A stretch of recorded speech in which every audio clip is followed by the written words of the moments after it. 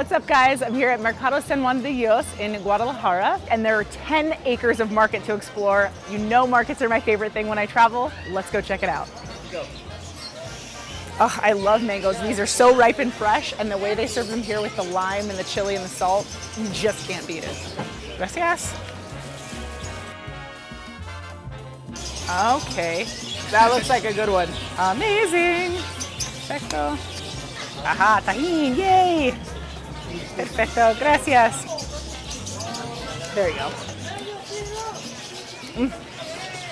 That's so sweet and so juicy. It does not get fresher than that. I love the fact that you get the sweet and the acid from the lime and that extra hit of chili. It's all the things. It's all the things you'd ever want out of food.